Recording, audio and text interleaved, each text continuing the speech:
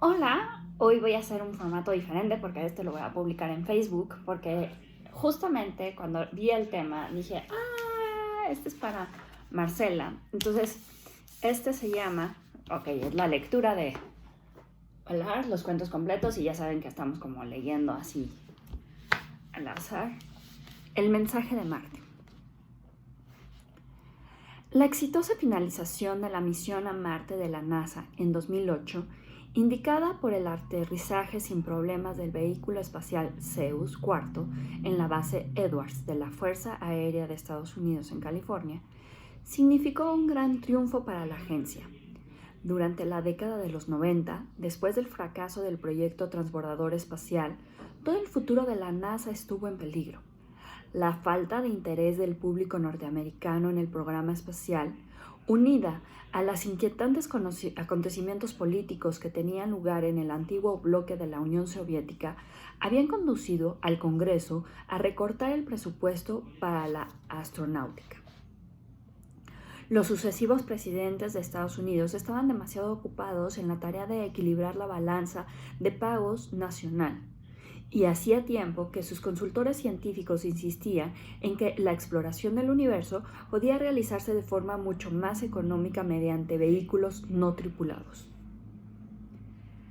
Pero los directores de la NASA siempre habían sabido que la exploración científica del espacio era una parte pequeña del motivo de la subsistencia de la agencia. Los vuelos tripulados eran los únicos que podían estimular la imaginación del público y garantizar los ingentes fondos necesarios para hacerlos realidad. El alunizaje exitoso del Apolo en 1969 probó que el camino hacia el corazón espiritual de Estados Unidos podía asfaltarse con dólares, pero hacia el año 2000 ese camino parecía cerrado para siempre. En su lucha para mantener viva la agencia, los directores de la NASA se vieron reducidos a la realización de la cartografía satelital de las zonas áridas del Medio Oeste, con la perspectiva de ser absorbidos por el Departamento de Agricultura. Sin embargo, en el último minuto, la agencia fue salvada y dotada de fondos suficientes para emprender su misión más importante hasta la fecha. El anuncio, realizado en Pekín el 1 de enero del 2001, de que una nave espacial china había aterrizado en la Luna, produjo una oleada de inquietud a lo largo de la nación estadounidense. Es cierto, la bandera de Estados Unidos había sido izada en la Luna más de 30 años antes, pero ese acontecimiento ya pertenecía a un milenio anterior. ¿Estaría este milenio dominado por los pueblos del lado asiático de la cuenca del Pacífico, quienes invertirían sus inmensos superávits económicos en proyectos espectaculares que estimularían la imaginación de los habitantes del planeta durante el siglo que comenzaba?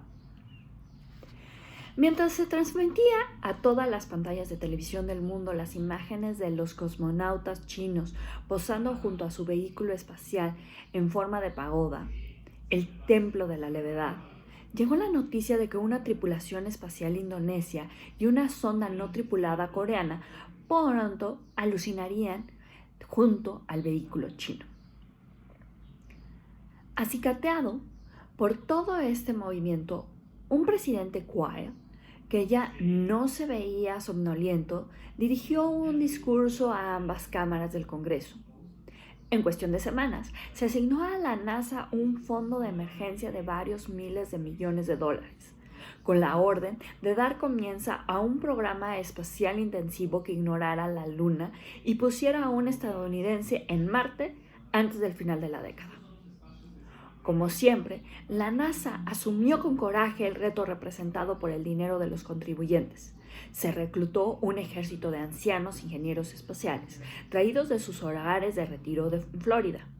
Se introdujo a 50 pilotos de pruebas civiles y militares en un programa de entrenamiento de astronautas. Al cabo de 2 años, el Zeus 1, prototipo no tripulado de los enormes vehículos espaciales que más tarde transportarían a una tripulación de 5 cosmonautas, despegaba estrepitosamente desde Cabo Cañaveral en un viaje de reconocimiento de 6 meses de duración. La nave circundó el planeta rojo una docena de veces e inspeccionó la probable zona de aterrizaje antes de regresar con éxito a la Tierra.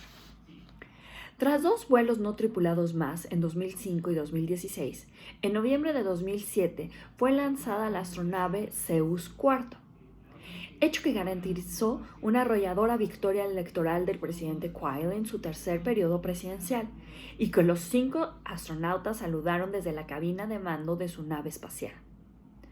Para entonces, los programas lunares chino, indonesio y coreano habían quedado en el olvido. Los ojos del mundo estaban fijos en el Zeus IV, y pronto sus 5 tripulantes se hicieron más famosos que cualquier superestrella de Hollywood.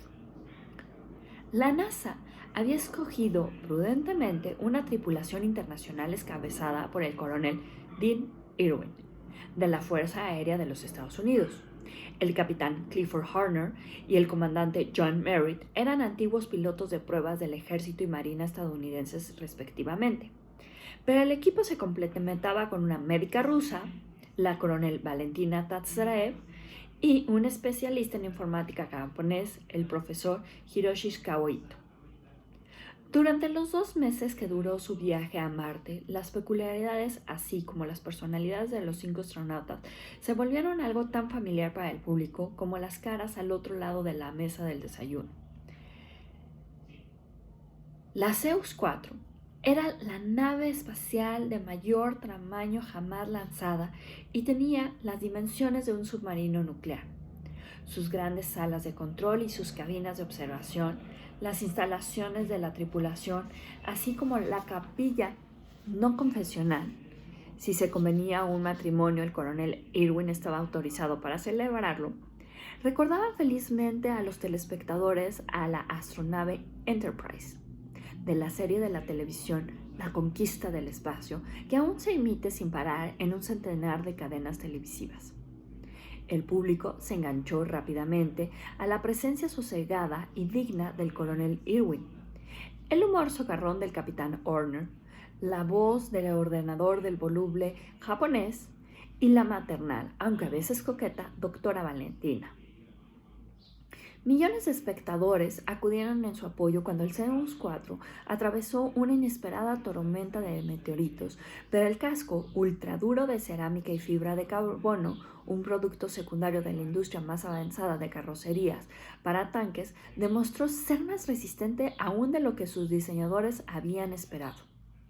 Los paseos espaciales para inspeccionar la nave parecían ballets con elegantes coreografías.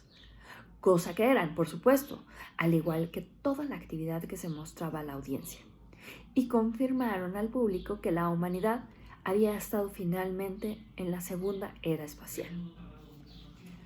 2 meses después del despegue desde Cabo Cañaveral, la Zeus IV aterrizó en Marte, cuya presencia lúgubre había acechado a la nave de forma cada vez más luminosa en las semanas anteriores.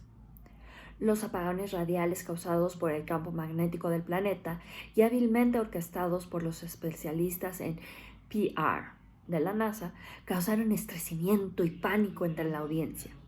Sin embargo, el aterrizaje fue todo un éxito que se celebró con el izamiento de las barras y estrellas, a la que siguió la bandera de las Naciones Unidas. Al cabo de 1 hora, la tripulación de Zeus IV tocaba el suelo marciano. De pie, junto a su nave espacial, entonaban su cuidadosamente ensayado himno a la era espacial. A partir de ese momento, ningún miembro del Congreso se atrevió a negarle nada a la NASA. Durante las siguientes 6 semanas, el interés público en la misión a Marte se mantuvo por las nubes, sosteniendo por la cuidadosa atención que prestó la NASA a las necesidades emocionales de la audiencia mundial. Se mostraba la vida dentro de la nave espacial como un cruce entre una comedia de situación televisiva y un curso básico de astronáutica. La tripulación se prestó con tolerancia a estas parodias. Se vio como la doctora Valentina reemplazaba un empaste a la boca del comandante Merritt y como el profesor Kawaito, galán de miles de millones de espectadores asiáticos, ganaba un durísimo torneo de ajedrez a los ordenadores de a bordo de la Zeus IV. Hasta hubo un romance en el ambiente cuando la doctora Valentina dejó la puerta de su camarote seductoramente entreabierta. Las cámaras de televisión seguían a la tripulación cuando salía en sus vehículos a explorar los mares fósiles marcianos, en busca de muestras de las rocas y la atmósfera locales. Cuando promediaban la misión, los tripulantes mostró una leve impaciencia con los papeles que les habían impuesto en los medios, algo que los psicólogos de la NASA atribuyeron a una mayor madurez personal, producto de cierto sentimiento de sobrecogimiento planetario. Para que recordaran la Tierra, se insistió a los astronautas mirar episodios de Dallas, Dinastía y Los Picapiedra, así como participar en una serie de entrevistas con el presidente Quaid desde el despacho Oval. Con todo, sus ánimos iban mejorando a medida que se acercaba el día del regreso. Cuando la Zeus 4 despegó de la superficie marciana, toda la tripulación estalló de forma instantánea en un ¡viva!, que no estaba en el guión, hecho que algunos observadores advirtieron como un tono irónico. Ignorando esta frivolidad espontánea, la NASA planeó un exuberante recibimiento en la base aérea Edwards, lugar de aterrizaje previsto para la Zeus 4. Estarían presentes todos los gobernadores y miembros del Congreso de los Estados Unidos, además del presidente Quaid, los jefes de estados de 30 países y una multitud de celebridades del mundo del espectáculo. Un programa interminable de presentaciones en los medios esperaba a los astronautas. Habría desfiles triunfales seguidos de una gira mundial de 6 meses de duración.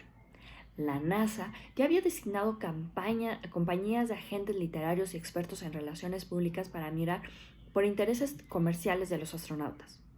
Hubo patrocinios deportivos, contratos por libros y consultorías muy bien pagadas. La noticia de estos convenios se transmitían a la tripulación que venían de regreso a casa, cuyos miembros parecían satisfechos por el interés de su logro había despertado. Sin saber que cada vez que aparecían en las pantallas sus imágenes iban acompañadas por los totales en efectivo consignados a cada uno de ellos. 2 días antes del aterrizaje de la Zeus 4, la NASA anunció que 3 grandes estudios de Estados Unidos de Hollywood colaborarían en la realización de la película más costosa de todos los tiempos, donde los astronautas actuarían de sí mismos a una fiel representación de su viaje marciano. Así pues, a las 15:35 horas del 29 de abril del 2008, la Zeus 4 apareció en el cielo de California. Acompañada por 6 aeronaves de seguimiento, la astronave realizó su descenso y un perfecto aterrizaje, guiada por sus ordenadores de a bordo, a menos de 50 metros del palco del presidente Quaid. El pasmado silencio fue quebrado por un gigantesco ¡viva!, cuando 2 de los astronautas aparecieron en las ventanas de observación. La multitud se aprotaba hacia adelante a la espera de que se abriera la escotilla en el instante en que acabaran los controles del aterrizaje.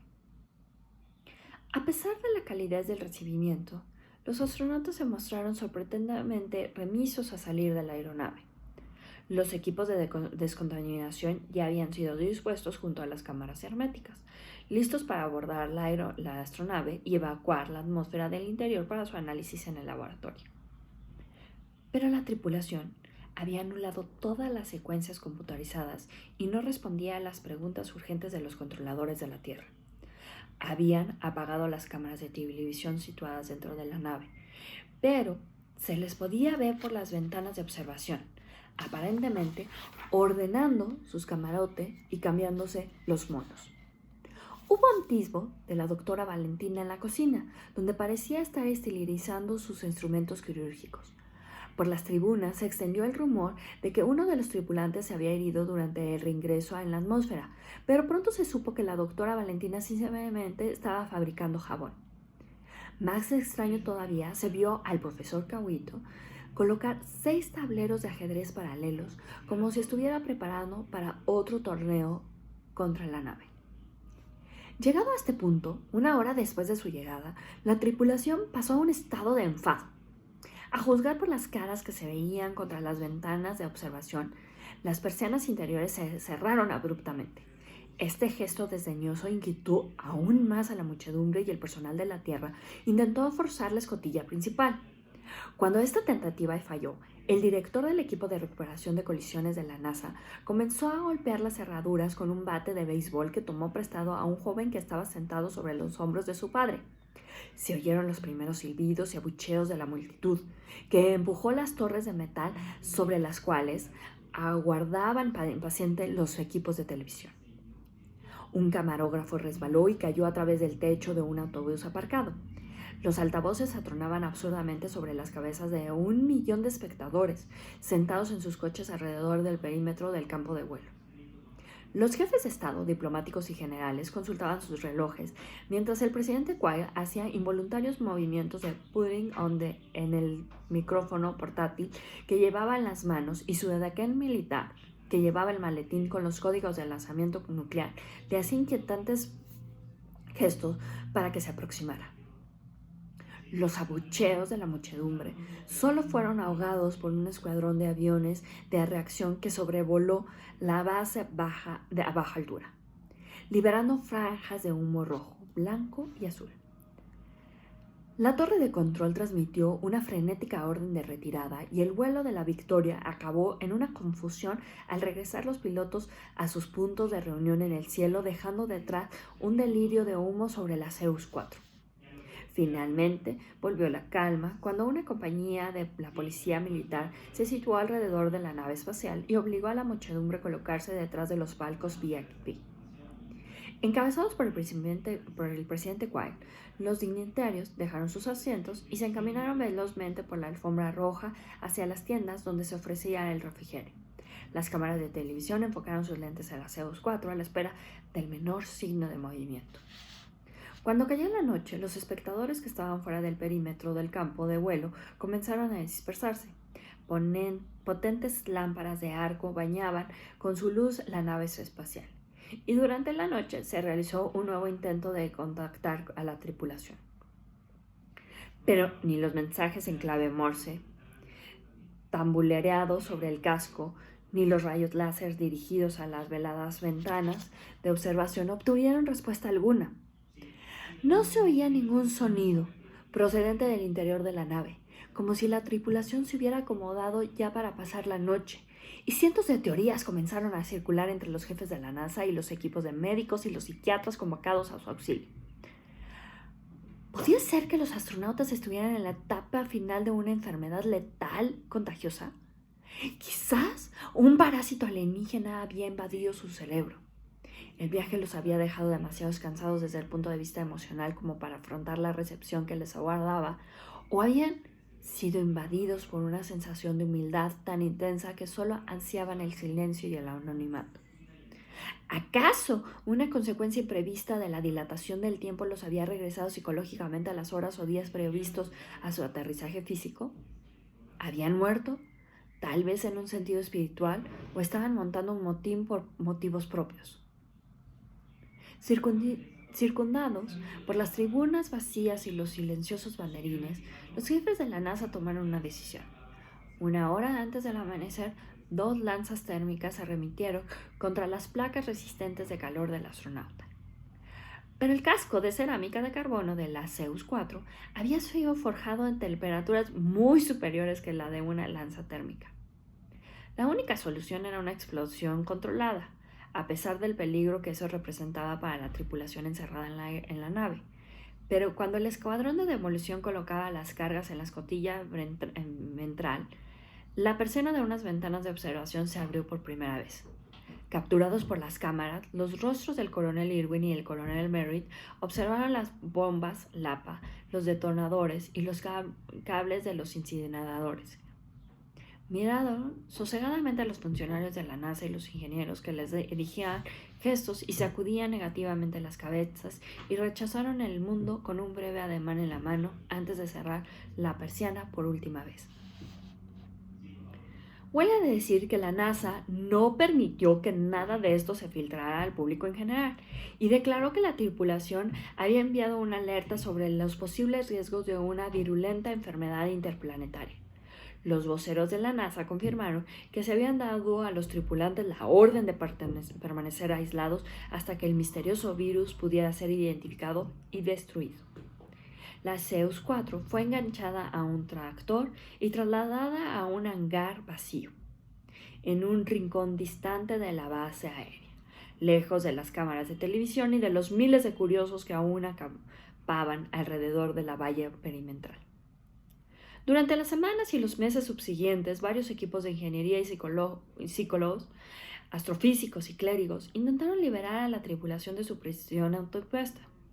Desde el inicio se dio por supuesto que la inmolación de los astronautas era del todo voluntaria. No obstante, un guardián armado, apoyado por dispositivos electrónicos de seguridad, mantenía el vehículo espacial bajo estrecha vigilancia. Debajo de la nave se colocó un sistema de básculas para controlar el peso de la Zeus 4 de forma continua y así conocer al instante cualquier intento de fuga. Pero el peso del astronauta se mantuvo constante y nunca fluctuaba más allá del peso del polvo que se acumulaba sobre el casco. En todos los sentidos, la Zeus 4 era un mundo sellado herméticamente, inmune a toda presión interna o externa. Una explosión controlada, lo bastante potente como para partir el casco, rajaría también los motores y diseminaría el combustible nuclear de la nave, lo que provocaría protestas políticas en todo el mundo y condenaría a la NASA para siempre. No había ninguna forma de reducir a la tripulación por el hambre. Teniendo en cuenta la posibilidad de que la Zeus 4 pasara de largo a su punto de encuentro con Marte y se perdiera en el espacio exterior para siempre, se había subido a bordo una provisión de 200 toneladas de alimento, suficiente para mantener a la tripulación durante 40 años. El aire, el agua y los desechos humanos de los astronautas se reciclaban y había bastantes episodios de Dallas en la videoteca como para entretenerlos durante toda la eternidad. En realidad, la Zeus ya no necesitaba de la Tierra y los funcionarios de la NASA reconocieron que solo los medios psicológicos podrían persuadir a la tripulación de abandonar la nave. Supusieron que una profunda crisis espiritual había afectado a los cosmonautas y que hasta que ésta se resolviera, la principal tarea de los rescatadores era establecer algún tipo de canal de comunicación. Así, comenzó una larga sucesión de ardides y estrategas. Ni los desconcertados ruegos de los parientes cuyos rostros empapados en lágrimas se proyectaban por el techo del hangar, ni las oraciones de los clérigos, ni el ofrecimiento de indignantes sobornos en efectivo, ni los llamamientos al patriotismo, ni siquiera la amenaza de la cárcel consiguió una sola reacción de los astronautas. Al cabo de 2 meses, cuando la curiosidad pública aún se mantenía viva, los equipos de la NASA admitieron para sí mismos que era probable que la tripulación del Zeus 4 no hubiera oído todas esas amenazas y promesas. Mientras tanto, un impaciente presidente Quayle, consciente de ser el blanco de los caricaturistas y los comediantes de la televisión, exigió acciones más contundentes. Ordenó que se emitiera música pop a todo volumen contra el casco de la astronauta y, más aún, que la inmensa nave fuera balanceada con violencia de un lado a otro hasta que la tripulación entrara en razones. Ese régimen se puso en práctica, pero fue interrumpido al cabo de 2 horas, en parte por su absoluta insensatez y en parte por el temor de dañar los reactores nucleares. Un sector más reflexivo de la opinión era consciente de que si la humanidad pretendía vivir de forma permanente en el espacio, la crisis que afligía a la tripulación de la Zeus ameritaba por sí sola una cuidadosa investigación. En consecuencia, se invitó a la vez a Edwards, a un destacado teólogo, quien inspeccionó el claustrofóbico hangar en el cual Zeus había sido arrumbada, amarrada como Gilbert mediante cadáveres y sensores acústicos. Se preguntó por qué la tripulación se había molestado en regresar a la Tierra sabiendo lo que probablemente les esperaba cuando podrían haberse quedado para siempre en los vastos y vacíos paisajes de Marte. Al regresar, arriesgaba el estudioso. Estaban expresando algo importante y reconocían que aún consideraban que su lugar estaba entre la raza humana.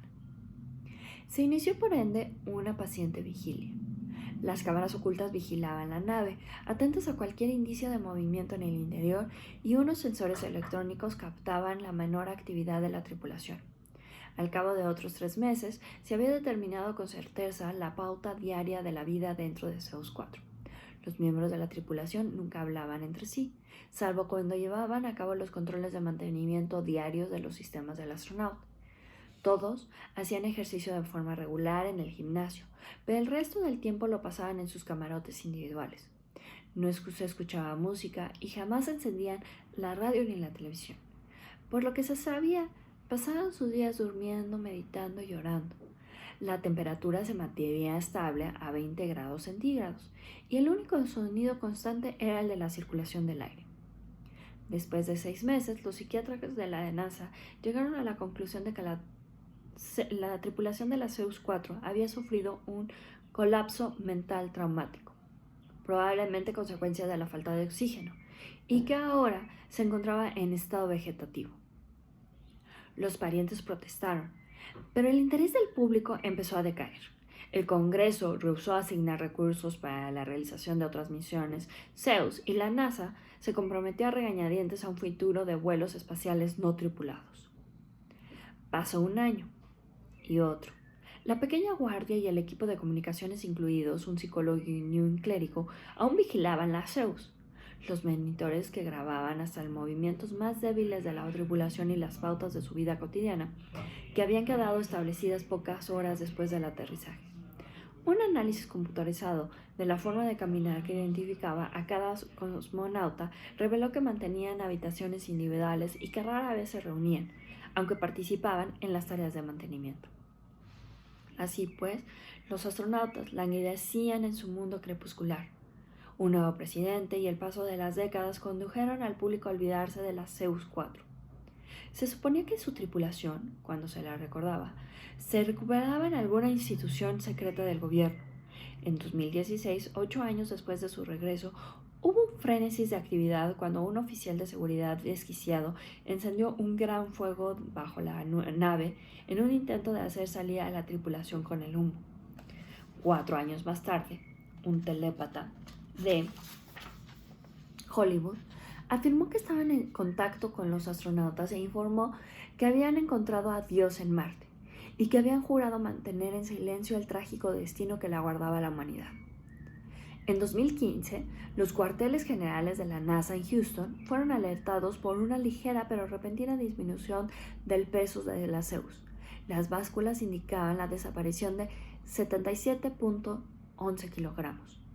¿Acaso la astronave se estaba preparando para despegar utilizando algún dispositivo antigravitatorio que la tripulación había construido a lo largo de 17 años que llevaban en la Tierra? Sin embargo, el análisis de los patrones de los pasos de la tripulación confirmó que solo quedaban 4 astronautas a bordo. Faltaba el coronel Irwin, lo que suscitó una búsqueda exhaustiva por toda la base Edwards. Pero el análisis de los sentimientos orgánicos de los gases liberados por una de las ventilaciones de la nave reveló lo que algunos ingenieros ya habían sospechado. El coronel Irwin había muerto a los 62 años y sus restos habían sido vaporizados y vueltos a la atmósfera. 4 años más tarde fue seguido por el japonés el coronel Kawaito, con lo que la Zeus bajó otros 59.89 kilogramos.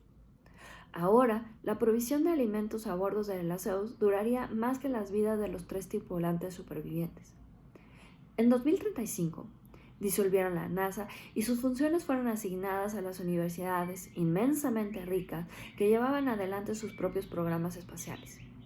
La Zeus 4 fue ofrecida al Instituto Smithsoniano de Washington, pero el director declinó la donación con el argumento de que el museo no podía aceptar exhibiciones que incluyeran organismos vivos.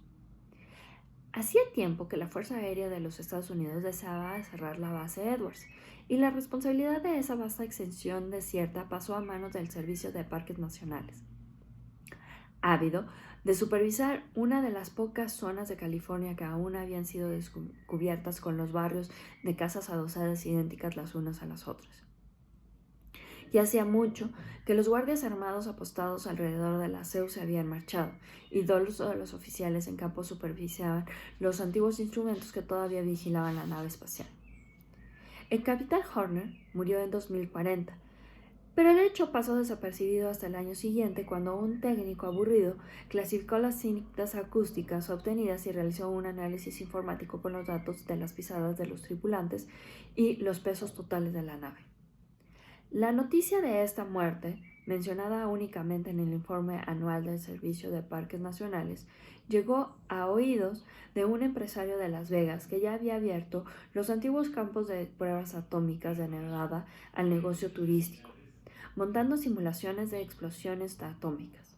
El empresario alquiló el hangar de la Zeus al servicio de parques y organizó pequeños grupos de turistas que paseaban alrededor de la astronave observándola, mientras exiguos patrones de pisadas de los cosmonautas cruzaban las pantallas sonar situada en el cuarto de vigilancia. Las visitas cesaron después de 3 años de asistencia escasa.